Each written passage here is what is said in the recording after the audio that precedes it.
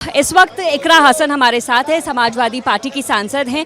इकरा, आप आज यहाँ पर पहुँची है, ये मैं पहले आपसे जानना चाहूँगी कि अखिलेश यादव के कहने पर आप यहाँ पर आई हैं या खुद से सॉलिडारिटी जताने आई हैं आप सोनम वांगचुक और इस प्रोटेस्ट के साथ? देखिए, पार्टी का भी हमारा समर्थन पूरी तरीके से पूर्ण रूप से इस आंदोलन के साथ है और ख़ुद भी हम लोग युवा हैं और सोचते हैं कि शिक्षा का जो हमारा देश में व्यवसाय एक बन गया है उसको सुधारें, उसको बदलें, अकाउंटेबिलिटी हो कहीं ना कहीं सरकार में, मॉरल रिस्पॉन्सिबिलिटी है सरकार लेना सीखे।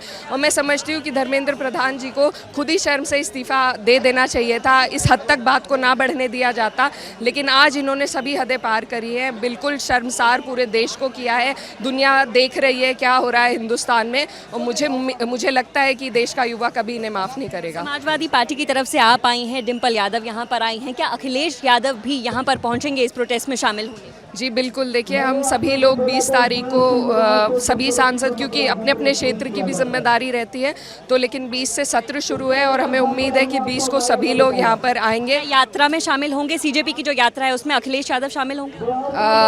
हम सब शामिल होंगे और हमें उम्मीद है कि अध्यक्ष जी भी शामिल होंगे। एक और आपसे चीज़ पूछना चाहूँगी, ये जो कॉज है इसको आप किस तरह से देख रही हैं, जो शिक्षा व्यवस्था को लेकर आवाज़ उठा रही है लगातार, इसको आप किस तरह से देख रही हैं? देखिए, बेहद ज़रूरी है कि हमारे देश में जो एक अपने आप को, हमारा प्रियम्बल एक सोशलिस्ट प्रियम्बल है, उसमें लिखा गया है सेक्युलर सोशलिस्ट सब, तो उसके कोई मायने भी होने चाहिए। मायने यही हैं कि ये जो चीज़ें हैं ये हमारे देश के बच्चों को मिलनी चाहिए, उनको शिक्षा भी सुलभ तरीके से कम दामों में उपलब्ध होनी चाहिए, हर गरीब को उपलब्ध होनी चाहिए। शिक्षा ही बराबरी की नींव रख सकती है इस देश में, और उसके साथ इस तरीके से छेड़छाड़ होना, 2 बार इनके सामने नीट का पेपर लीक हो चुका है और इसके अलावा भी लगभग 90 पेपर लीक इन्होंने कराए हैं, कोई भर्ती हो उसमें ये पेपर लीक करा देते हैं।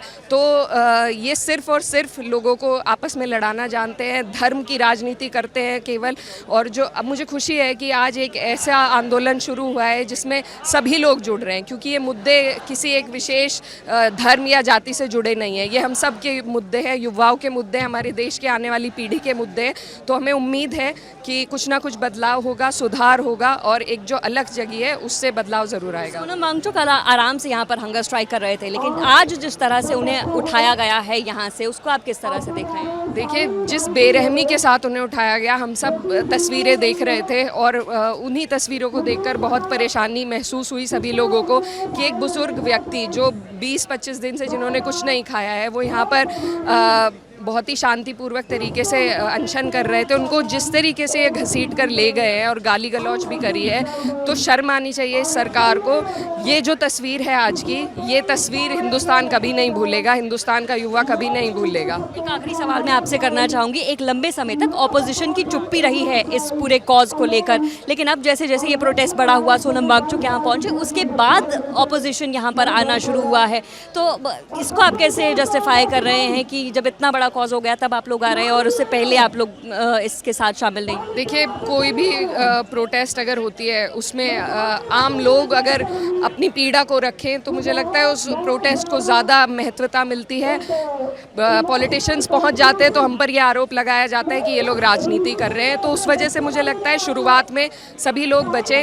हमें ये तक कहा गया कि आप मत जाइए, आप जाएंगी तो हिंदू मुस्लिम हो जाएगा, तो उस भी वजह से हम बचे रहे। हमारी वजह से किसी मूवमेंट को कमज़ोरी ना हो, ऐसी हमारी सोच है। अब जब हमें बिल्कुल ज़रूरी लगा, आज जिस तरीके से तस्वीरें सामने आई, मुझे नहीं लगता है कि कोई भी व्यक्ति अपने आप को अब रोक पाएगा।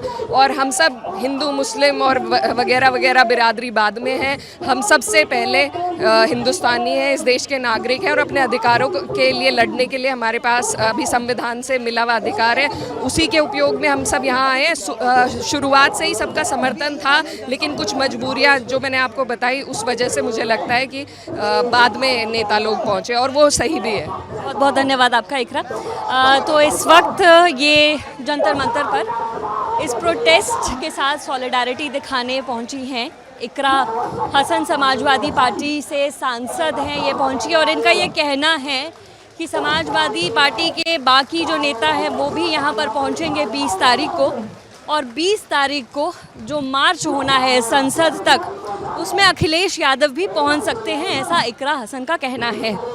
लगातार बने हुए हैं जंतर मंतर पर, आगे भी जो भी अपडेट आएगी वो आप तक पहुंचाने की कोशिश करते रहेंगे। मेरा नाम है नेहा धीमान, कैमरा के पीछे से लगातार मेरा साथ दे रहे हैं योगेश। देखते रहिए दी लल्लन टॉप। शुक्रिया।